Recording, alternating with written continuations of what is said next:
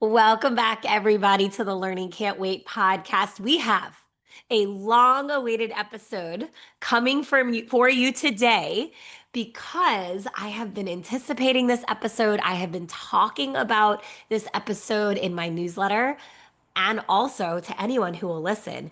We have Danya Sund. I'm going to say that again. We have Danya Sundh, the coordinator of coaching and SEL for Libertyville D70. Welcome, Danya. Hello, thank you for having me. I'm super excited to be here. I'm super excited to have you. No pressure, but there's a couple of people waiting for this episode's release because you're doing something amazing in your district that I think a lot of other folks can learn from. And I know that this is near and dear to your heart, so I'm super excited to talk about it today. Yes, I think that a lot of us educators, like this is in our heart, this is our passion, what we do. So it's really exciting to always talk to others and kind of share that experience and see how we can grow from one another. Yeah, I always say if you're not excited about continuous learning and education, you're probably in the wrong field.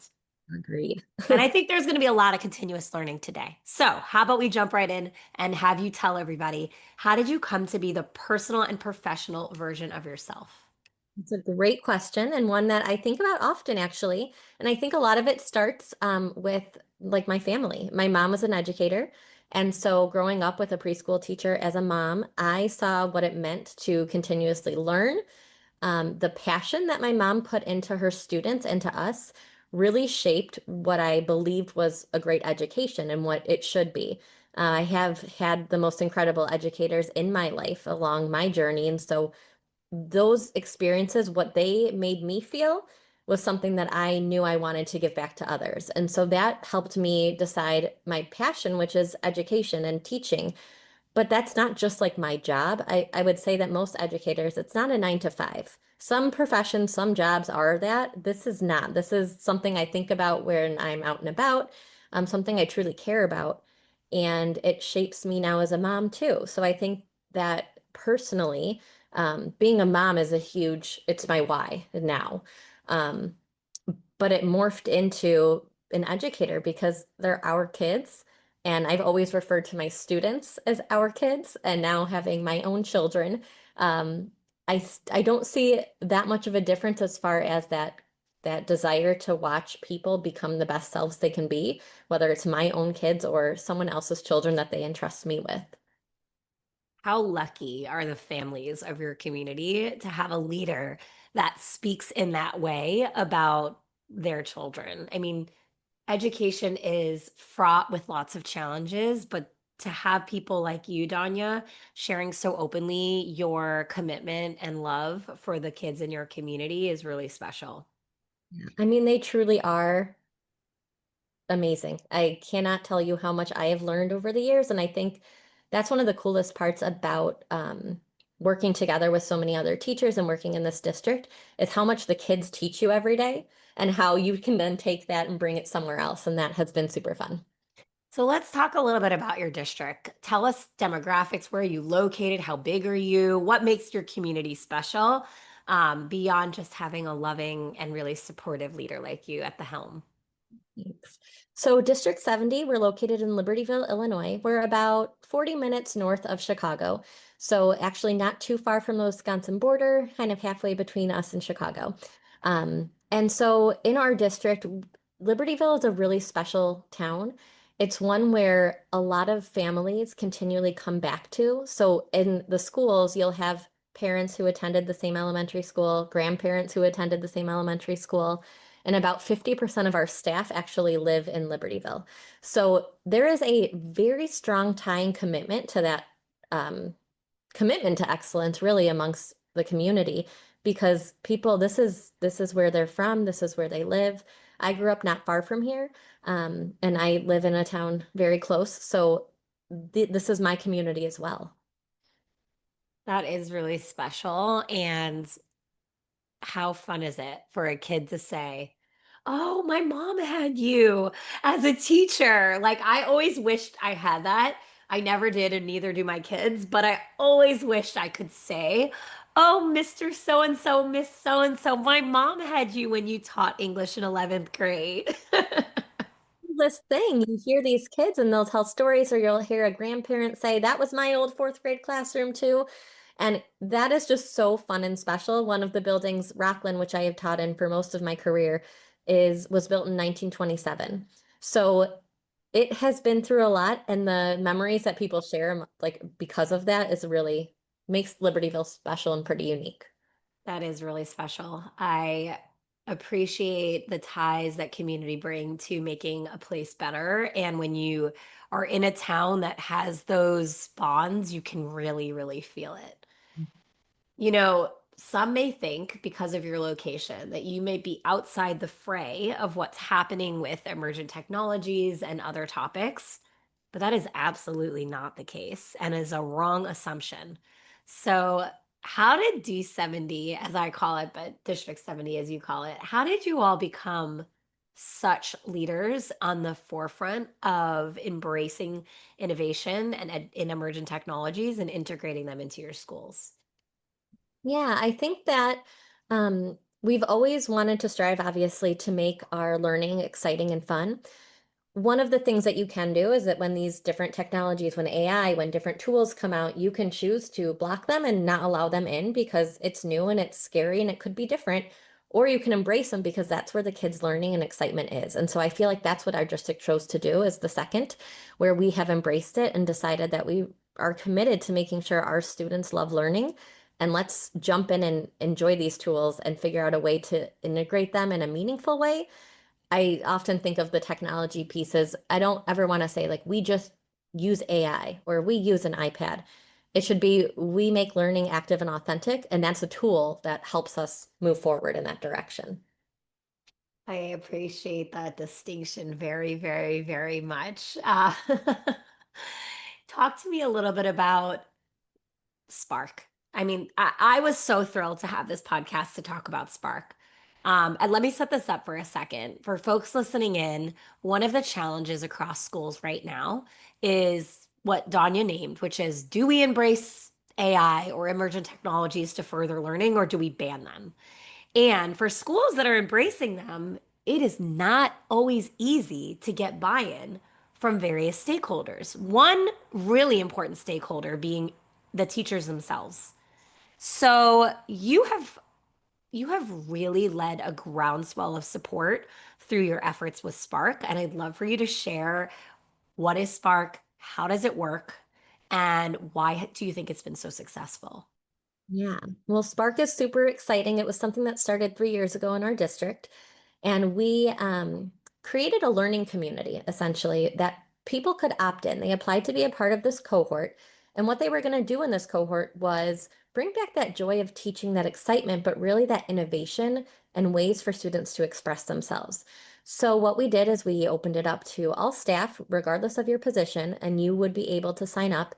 And what that would mean was you had access to a coach, which was me, to come in, and I like to call it like your fail partner. So we can come in and I will have a lesson flop together. And that's okay because I think those are the moments that really help you move forward, but can be scary if you're doing it alone. So we get to do that.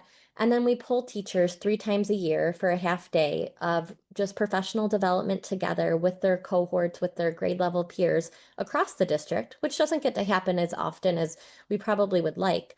And that's where like the magic happens. That's when people start thinking of different ideas and things they want to implement. And then we have it's just this like think tank of all these people who are so well versed in either the curriculum, the age group, and then we problem solve, we create, we make things. And what's the best part about Spark is so now we're in year 3. The first year we had about 40 people. Now we're at 75 and it keeps on growing. And that's like it's opt-in PD. It's opt-in membership. So people are seeking it out rather than being voluntold to do something. They're being encouraged to try it if they want. And I think that's what's probably most exciting, that grassroots effort to kind of infuse integration of technology, but really just active and authentic learning across the district has been the most exciting and most impactful part. What are some of the involved parties saying about the experience? I think that one of the things that I wasn't expecting but has been most exciting was we're excited about the time. You know, you often have professional development where you're taught a skill and then you don't have time to practice it. And so, yes, you're excited, but then you have to go back to the classroom and teach in the afternoon and you don't have time to try it. And then you kind of lose that momentum. And so in Spark, what we really try to do is that hands-on approach. So when we're learning something, we're doing it there and then like building the project that we want to implement later so that the actionable time to kind of explore, honestly, to fail, which is so important, is built in within our half days. So that is great. And then also that follow up of having someone come in has been something people appreciate. I'm always willing to come and co-teach with you, teach a lesson and have you observe, co-teach, whatever that looks like, plan together. We can't do this job alone. I think that it's such a false idea that we all are in our own separate classrooms and can magically teach these children without the support of one another. And so being able to be someone who can pop in and be your partner is the coolest part for me, and I think has been something people appreciate.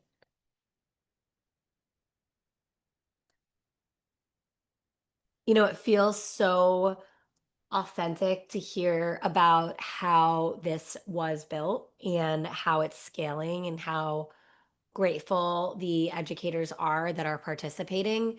I'm curious, Danya, from your point of view, what obviously tools are not the end line, they're the means to the end, as you've emphasized a few times on this call. But have there been any tools that you've tried out via Spark that have you really excited about their potential to further learning? Oh, yeah. I think that we have explored a lot of tools. I think AI has been something that has really exploded. And so, one of the things we've been able to do in the cohort is kind of take down that scariness that some people have around it. Like you had mentioned, that stakeholders is really important, and those educators feeling supported in these new initiatives is really important for us. And so being able to walk through some of these tools together, school AI is one that we've really enjoyed exploring together. The idea that these tools can be a partner, they can help support students' independence is something I really want to like capitalize on. As starting out, I was a special education teacher. And so I always have the frame that all students are able to learn, but all students express their learning in different ways. And so these are tools that allow us to have students expressing themselves in different ways. And so anytime I can find something where I'm like, this can reach all learners, I know that we've hit something.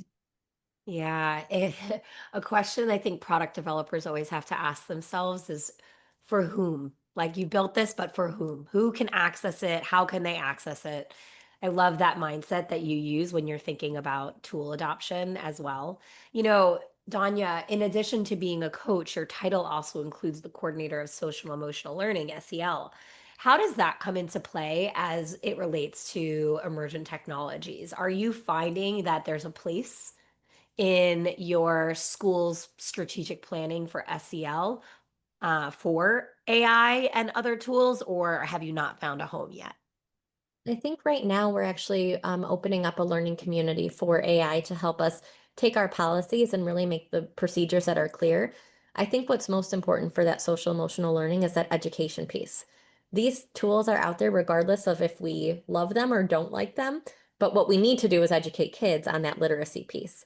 And so I think the more we teach kids about being great digital citizens, how truly just showing kindness in general can really help us navigate these tools in a more effective way is something that we are really looking into and supporting. And SEL to me is everything. I mean, it's how we connect, it's how we show up, relationships. When you have those, all the tools, all the learning, like that all comes together, but nothing is able to happen without relationships first. So even a lot of these tools require kids to take a risk. They need to try something new. They might not know how it works. There's a good chance it's going to have a glitch. If we don't know how to problem solve through that, or if we don't know how to navigate when things go awry, it's really challenging. And so that's where I feel like we can really harness the power of the skills that we do teach in SEL, emotional regulation, self-advocacy, agency, all those things are going to help kids be more successful. I'm just thinking about myself when technology fails in my home and I have no grit. I just have no grit. I'm like, I'm patient, I'm calm, but I'm like, oh, I can't figure this out right now. Like, I just don't have the ability to persevere at this moment to figure out the tool. And yet it's something I so deeply want my own kids to have. So this is a good reflection point, Danya. I need to develop a little bit more grit when I don't know something right away. What that's so true. And I always joke that like I have the most impatience with technology because I'm just expecting it to come to me really fast. So I'm a happy clicker. And I think that that's actually something I've learned from kids. They're not afraid that Yeah, it will happen. So I've actually learned to be less cautious about I'm like, what will happen if I click the X here? The worst that happens is I lose that, but likely I can figure out a way to get it back. sure, sure, sure, sure. Huh. I have the good fortune of like having the ability to try out and the interest of trying out a lot of new technology for my work. Obviously, I'm not in a school anymore, but I work school adjacent, and so I'm always trying out tools to make me more efficient. And I think this like lack of grit shows up there too, because if it doesn't immediately click for me, if the tool is not intuitive right away, I'm like, there's something else out there. It's like there's something else out there I'll be able to figure out faster, which is not great. So you heard it here first. This is going to be something I'm working on to have a little bit more perseverance. Hold When it comes. on. Totally Okay, good. good. Thank you, Danya. I so appreciate that support. I love it. Um, I think I am really hopeful that we will continue to see more tools evolving to support teachers in their SEL work. I am fully in alignment with you that it is everything we do. It is the greeting, it is the words we use, it is the tone we use, it is the way we present information, the way we, are modeling our thinking. It's all of it is SEL. There Mhm. is not a separate SEL that happens in addition to teaching and learning. And I think that not every educator was taught that. So it's definitely a mindset shift for some. And I'm Mhm. hopeful that some of the technologies that come out and are developed in the coming years will support educators in integrating that into their everyday world so that we can see an improvement of our students' social and emotional well-being. Absolutely. And I think there are some great tools that are out there that really help support students. Not everyone works well with talking one-on-one with a person, so there are even places where students can then talk and kind of share out with some like some AI resources even that can then help provide and coach through a situation, which is again that whole idea that everyone learns in different ways. And if we can find the different avenues to help support those kids, not just academically, but socially and emotionally, I think we're doing great work. Yeah. I have a sort of controversial question for you, not to make you sweat. But is Libertyville, are they, I'm not sure what the policy is with cell phones right now in Libertyville. Do you mind telling us, like, do you have a ban? New York State has a ban. Um, Illinois, what's going on? What's going on in your neck of the woods? So kids don't have them in class, they're in their lockers at school, Yep. especially like in our elementary. If they have a watch or anything, it should be off during the school day.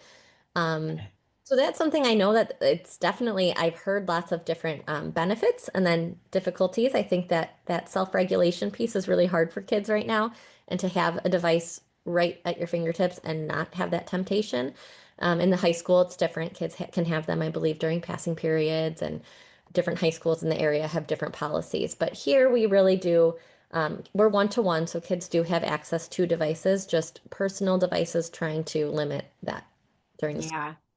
I think it's a big topic right now, across the country. And, I, like you, see both sides of the coin, what the benefits are and what the risks are. But again, you aptly called out there, this is a self-regulation issue. Yeah.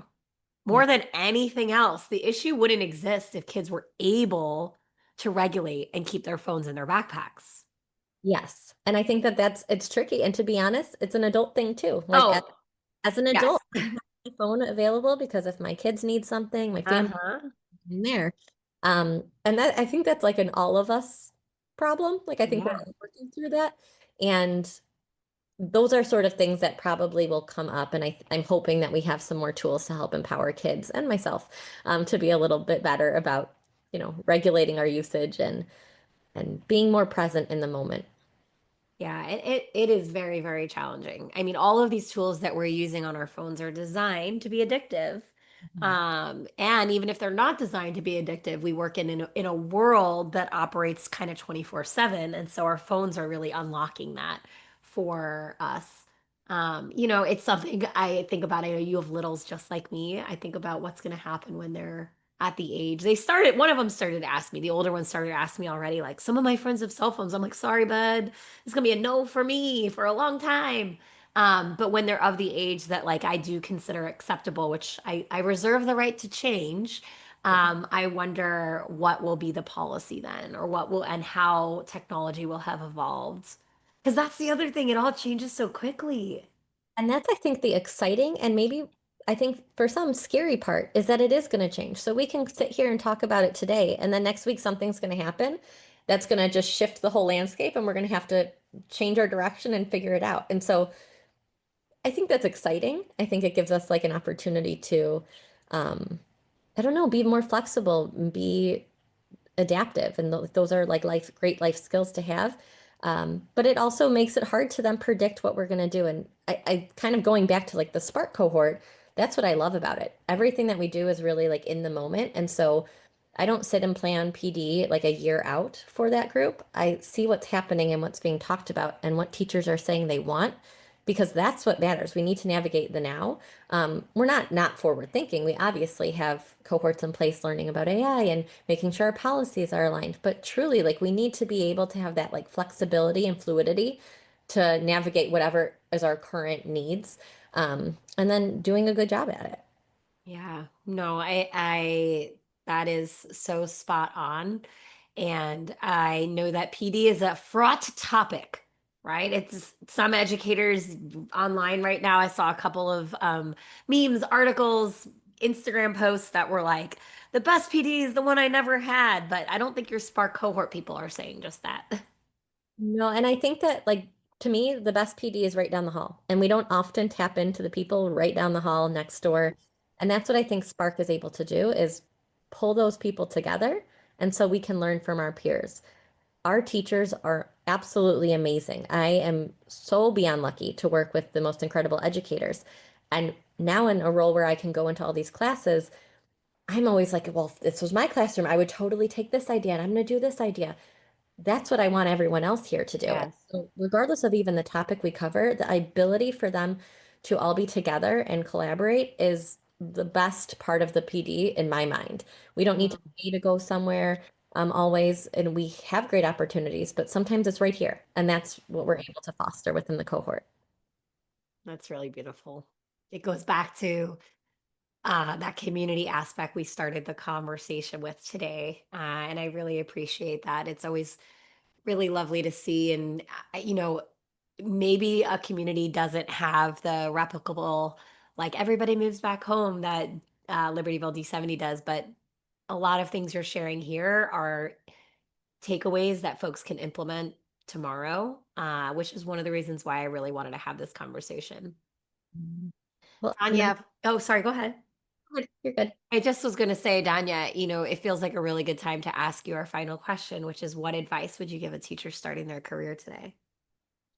I think if I were to give someone advice, it would be to